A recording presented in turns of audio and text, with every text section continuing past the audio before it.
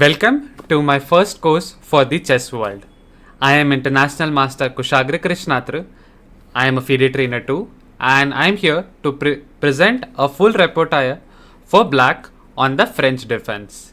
The idea of this repertoire is to give you fresh, dynamic, and practical lines which you can use in your games, and these lines also have a lot of element of surprise.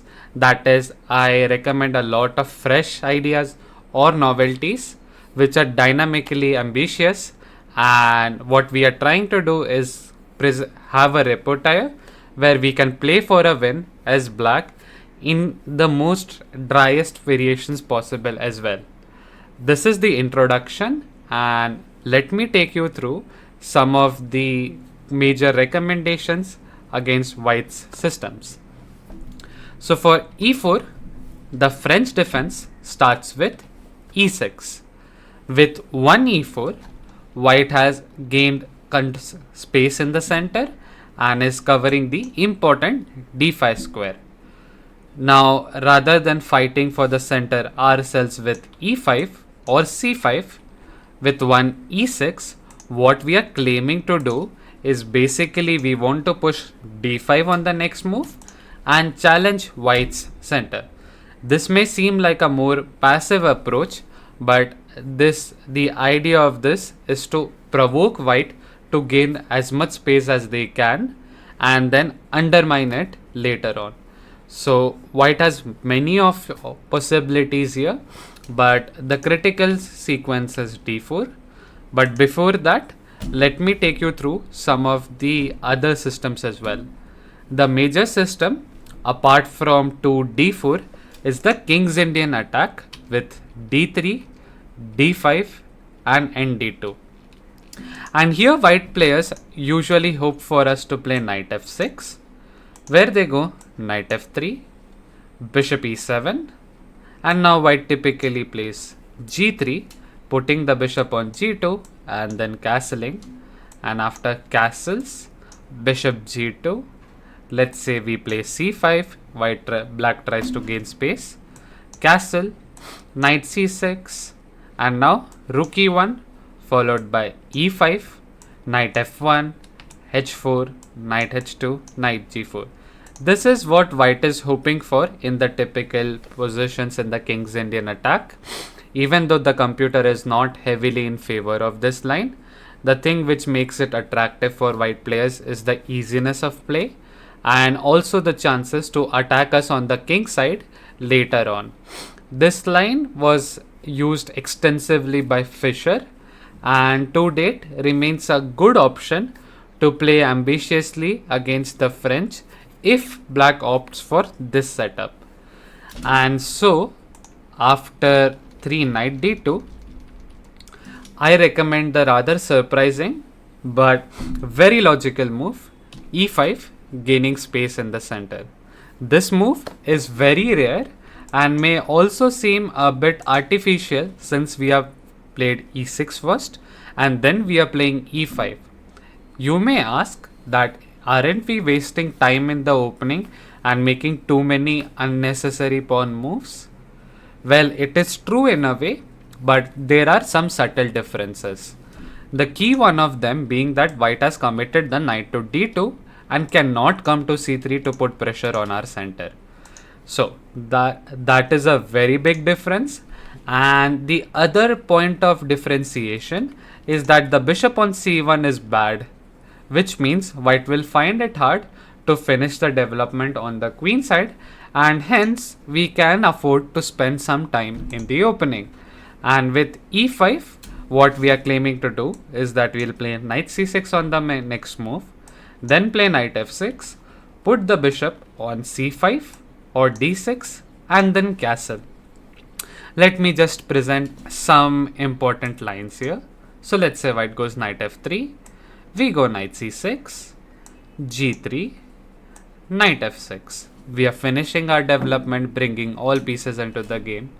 Bishop g2, and here we take on e4, release the tension, and after d e4, place our bishop on the most active square c5. Typically, players also play bishop d6, but the drawback of this move is that the bishop is not doing anything apart from defending the pawn on e5. With the bishop being on c5, you are also exerting pressure on the pawn on f2, hence you keep more chances and you have your pieces more active here. After castle, we play castle, and after c3, the crucial move is to play a5 to stop white from gaining space on the queen side. And now if we look at the position, black's pieces are much better placed than white's, simply because the knight on d2 obstructs the bishop on c1, and solely because of this point black has a slight lead in development, or rather the activity of the pieces, which gives us a very comfortable game.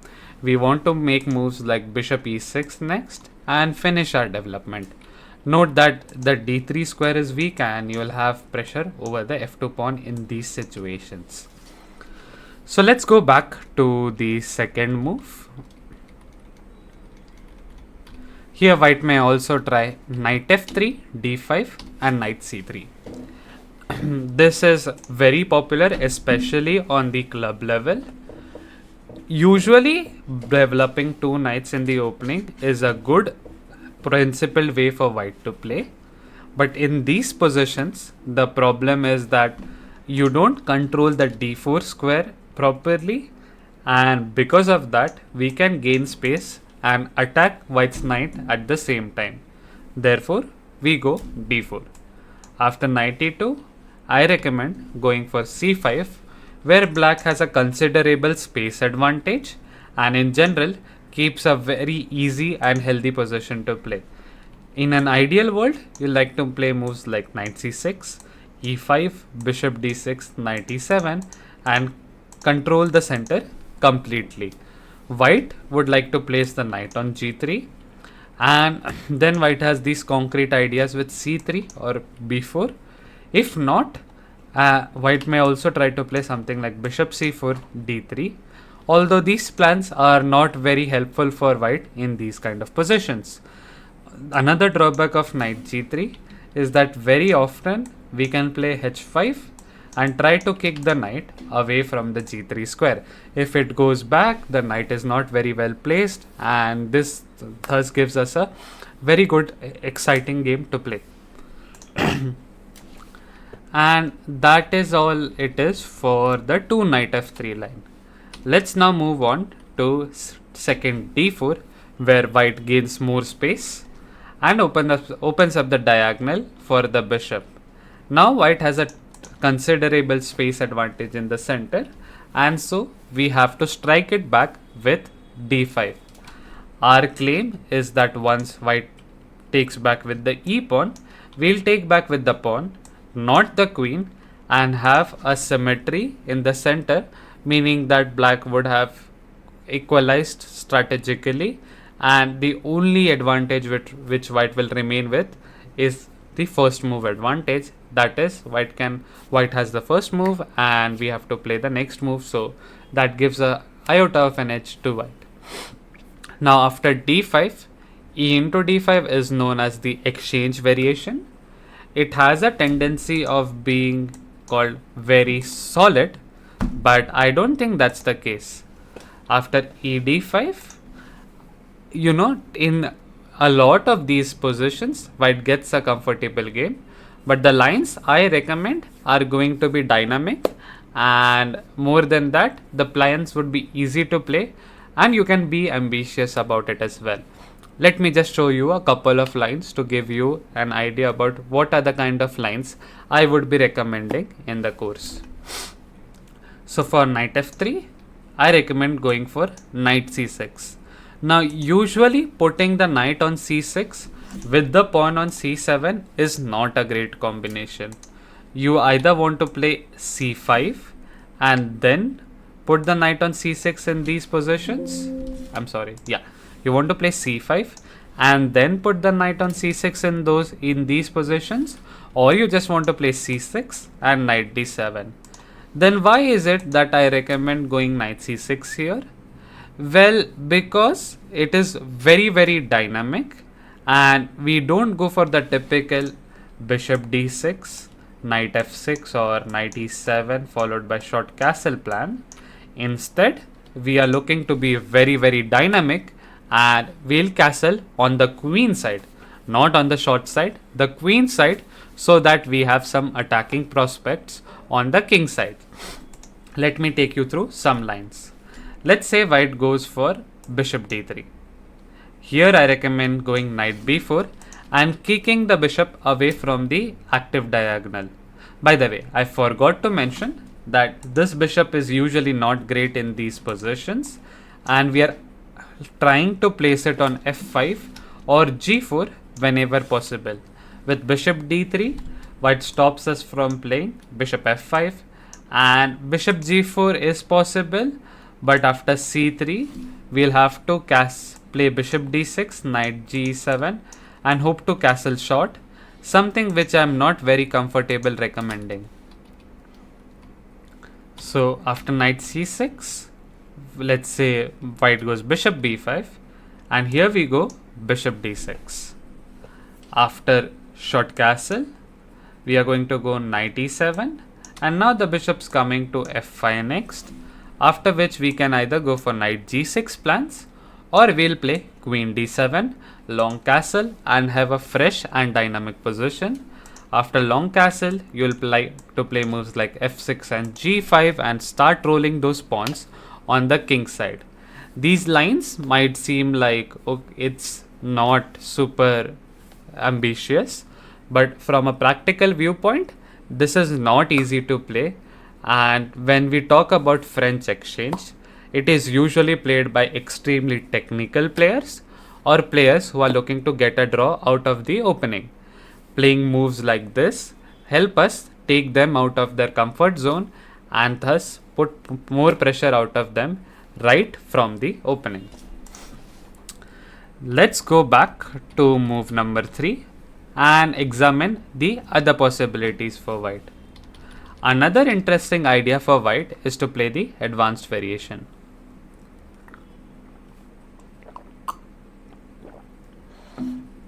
This variation is called the advanced variation simply because you are gaining more space in the center. Now there are plenty of ways to tackle this, but we start by playing c5, looking to undermine white's center. White has two moves here, c3 and knight f3. Knight f3 is usually not great as it allows us to play c into d4, and basically after knight d4, this pawn is not defended by the pawn on d4, thus it is slightly weak. It's possible to play, but I don't see a lot of which white can do in this position. I think black is doing absolutely alright in these positions, and there is nothing to be afraid of. Let's go back and examine the main move 4c3, pardon. And here black has several possibilities. The main line goes with knight c6, knight f3, queen b6. And let me tell you why I didn't like this line. The problem for me is that the lines after a3, c4, knight bd2, knight a5, rook b1 is highly strategic but in white's favor. Why is that the case? Well, because we can't strike on the queen side with b5, a5 and b4, while white on the other hand can ruthlessly gain space on the king side. All we can do and hope here is just to sit tight and wait for white to make a mistake. These are not the positions I am comfortable with recommending. With this repertoire, I want to give you a set of lines which are very dynamic, and thus these lines will be the lines where we are trying to get something out of the opening too. We should have a position which is easy to play rather than playing a position where we are just sitting down and hoping for our opponent to make an inaccuracy. And for those reasons, lines with knight c6, knight f3, queen b6 was something I could not recommend. Another interesting line, which nowadays a lot of people have been playing, is to play knight c6, knight f3, and now bishop d7. I recommend something similar to this in the course, but with a twist. But let me tell you why is this line so popular nowadays. Usually, bishop e2 was considered to be very good for white. And the point is, after knight g7, white can play moves like knight a3, and okay, the lines were exciting, but I thought black is supposed to be doing fine here, but the modern way to treat these positions is to play f6, which people used to consider inferior some time ago, but now has been tried by a lot of players, especially Arjun Erigaisi, who's playing this very frequently nowadays. The idea of this move is to strike white center immediately, and this is a feasible candidate move too. If you are looking to play something as an alternative, this can be a great line. But now let's go back to our recommendations, and I recommend starting with bishop d7 with the point to mate knight f3 with knight e7. This move is very rare, although it is extremely logical. As usual, we want to play knight f5, cd4, so that white takes back, and then play knight c6, putting pressure on the pawn on d4. We then want to play moves like f6 and strike white center, or develop comfortably with rook c8, bishop e7, short castle, and queen b6. So why is it that I recommend going for this particular move order? c3 knight g7 is met with knight a3, and this is possible, but after bishop d7, white can play knight c2 and delay playing knight f3 for some time.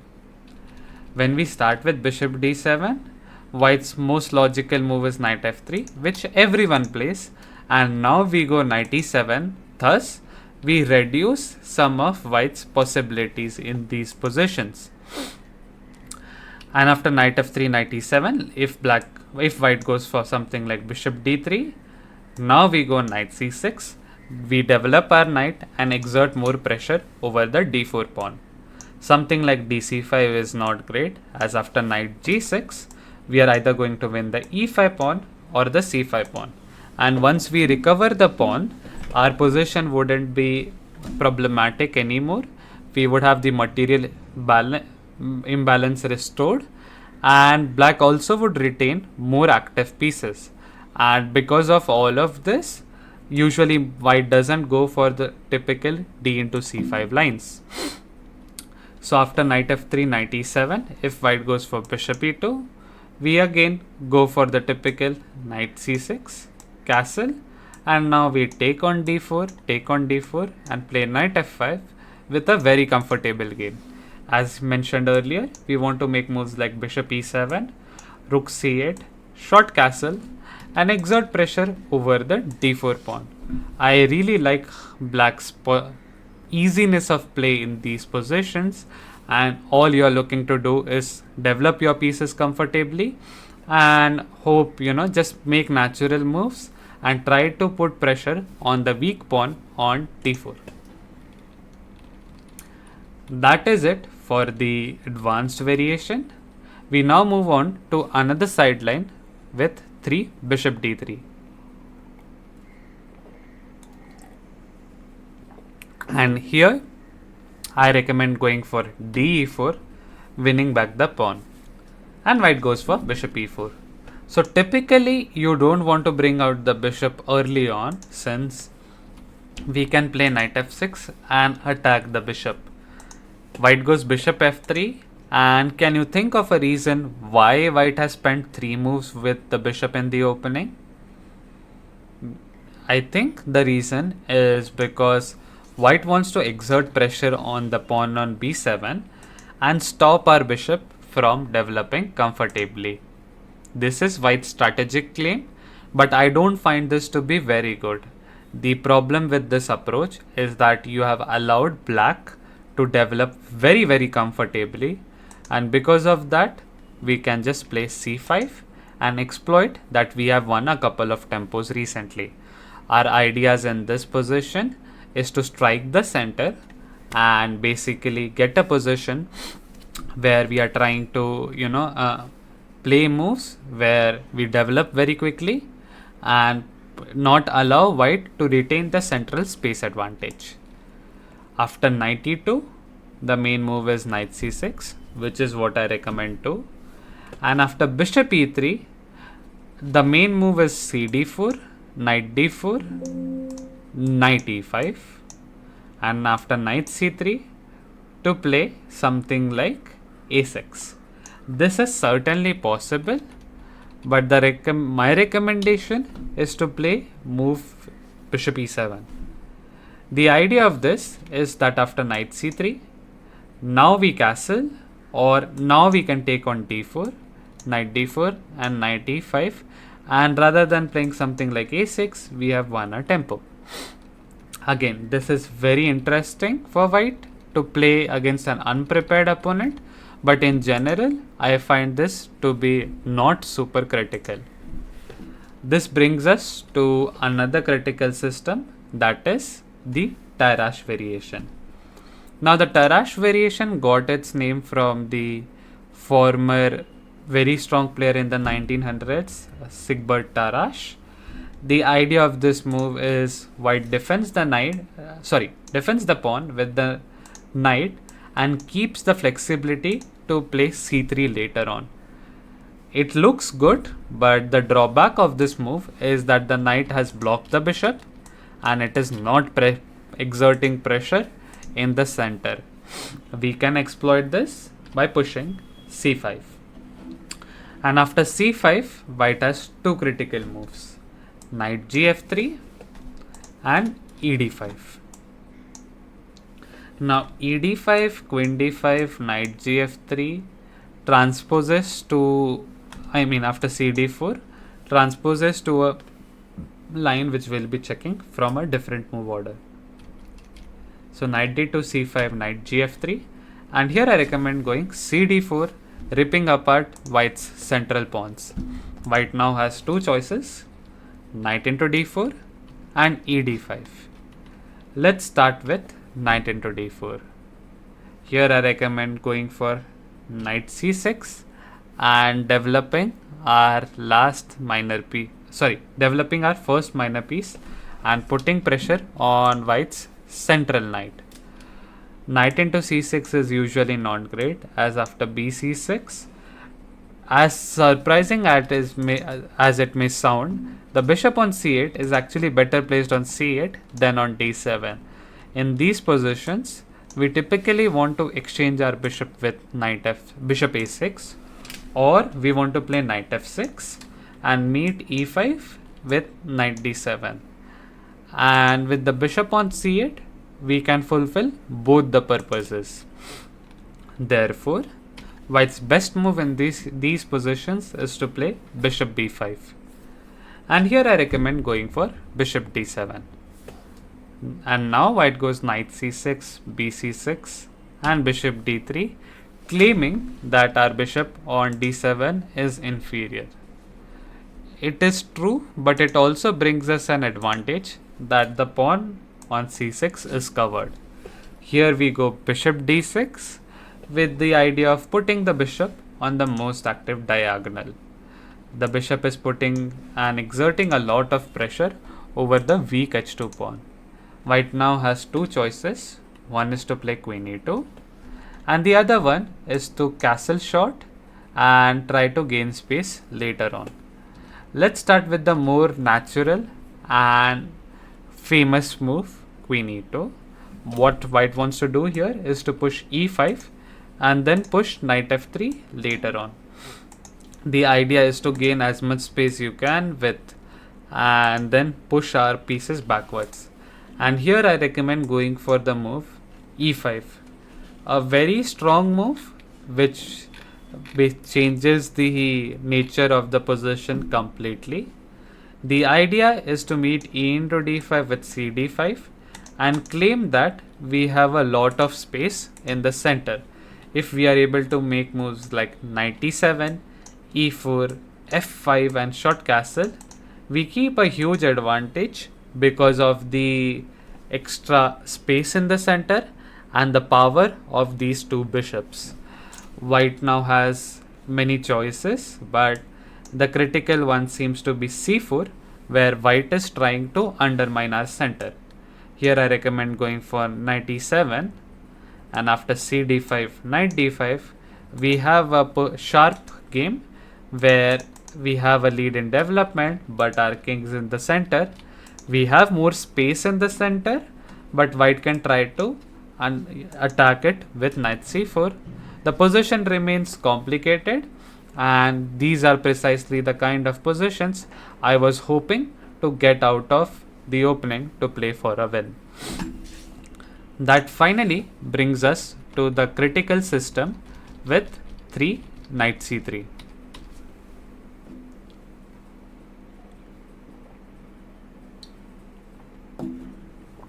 So with 3 knight c3, white develops the knight to the most active square. The knight is looking really good, but the drawback of this move is that after bishop b4, the knight is pinned and also the c pawn cannot move. And in these positions, in a lot of them, white has to accept the pair of doubled pawns, which is not easy for a lot of players, especially at the club level, to handle. So these positions are strategically very rich and dynamic too. And the thing which I really like about these kind of positions is that black usually plays for dynamic possibilities, and black is the one making threats in a lot of these cases, and having initiative in general is a very pleasant thing to have. In chess, to me, it seems that even if you have an, let's say, a 0.5 minus position, but you have the initiative, in a lot of these cases I would prefer having the initiative over the objective advantage, simply because making threats is much easier to play than to play a position where you are defending. The other main line in this position is knight f6, but I don't really like it, as after bishop g5, white has a very flexible and easy to play game. de4, knight e4 is very solid, but again, we are not really trying to play for a win here. And if we are trying to get an equal position, the best way to play something is to play like Berlin or Petrov and have an objectively good position. With French, the emphasis is on complications and dynamisms. And okay, of course we get equal positions everywhere, but it's not symmetrical. That is, objectively the positions are equal, but there are lots of heavy imbalances, making the position tricky to play for both sides. So after knight c3, I recommend going for bishop b4. And now again, white has a lot of choices here. There is knight g2, there is ed3, ed5, I'm sorry. There is bishop d2, there is a3, and finally there is e5. Let's go through all of them one by one. We'll start with knight g2, which is a very old and a popular line at the club level. The idea of this move is that white doesn't want a set of double pawns and defends the knight with the knight. So something like bishop c3 is met with knight into c3. Here the old main line is to play d into e4, a3, and now bishop c3 or bishop e7. But in both of the cases, say bishop e7, knight e4, white has a space advantage. And after bishop c3, knight c3, white has the advantage of pair of bishops. I don't really like them so much, and therefore I recommend going for knight c6, trying to exert pressure on the pawn on d4.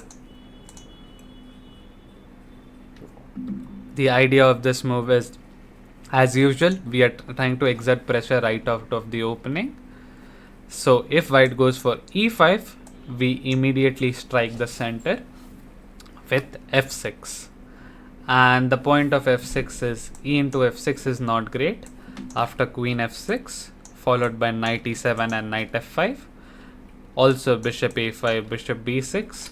The pawn on d4 is going to be in huge troubles, while something like a3 is met with bishop a5.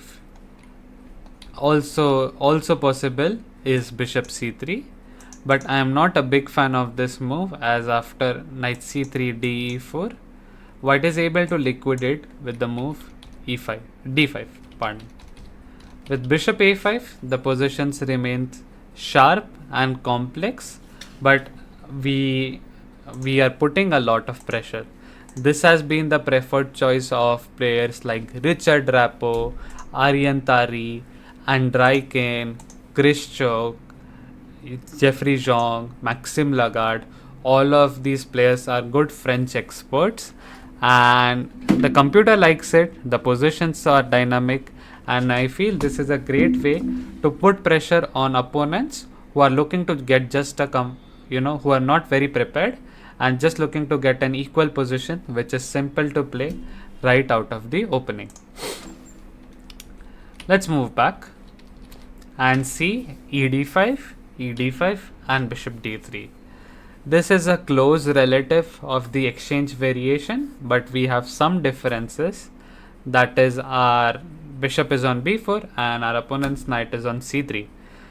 Here I recommend going for knight c6, and after a3 to take, play knight g7, and then head over for the same setup with bishop f5, queen d7 and long castle. The positions remain sharp and exciting, so we'll eliminate white's advantage of pair of bishops with bishop f5. And then the positions would, you would have these weaknesses on c4 and a4 to attack to. You'll probably castle long and then try to gain space on the king side with f6, g5, h5 and so on. Let's go back onto the fourth move and examine other possibilities like bishop d2. This is possible, and the main line has been d4, queen g4, knight f6, queen g7, rook g8, queen h6, where we have nothing better than to repeat with rook g. We'll start with knight c6, and after long castle repeat with rook g6, queen h4, rook g4. I am not a big fan of making draws out of the opening, and so I recommend to go for knight c6 again and put pressure on white center immediately. In general, if we would observe, in a lot of these lines we go knight c6 and we are trying to exert pressure from the c6 knight towards the d4 pawn in these positions.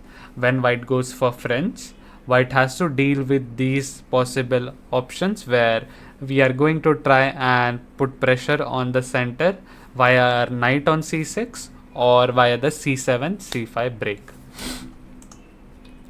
Let's go back and examine the other possibilities too. a3 is possible, but after bishop c3, bc3, d4, white usually goes for queen g4, where I recommend going for knight f6, takes, rook g8, queen h6, and now c5. These lines are interesting in the sense that we are looking to put pressure on white's queen side. White has a lot of weaknesses on the queen side, but the advantage for white is that white has the pair of bishops. Also, the knight on f6 is slightly vulnerable, but I think the weaknesses on the queen side fully compensate for the drawbacks in our position. Finally, let's move on to 5 before bishop d3, where we take on f6 and after bishop e4. We take on e4 and after bishop e4 we go for knight f6, followed by striking the center with c5. Black has a better version of the early bishop d3 lines. That brings us to the main line with bishop b4 and now e5.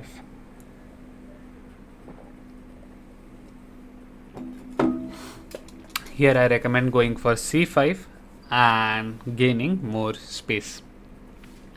The main move here is to play a3, and here I go for bishop c3, bc3, and the typical move has been knight g7, which is interesting, but after queen g4 or the move h4, white is exerting some objective problems. The line which I like the most and is heavily played nowadays is knight c6, which was popularized by players like Richard Rappo and Magnus Carlsen. The idea of the move is to bring out the piece knight on c6 immediately and exert pressure on white's center. This move had not been very popular some time ago, but after Magnus Carlsen's victory over Vishwanathan Anand at the Global Chess League with this line, the line really picked up pace. For the slow systems, let's say with something like h4 or a4, we go queen a5, close down the position, and now our plans would be to play moves like bishop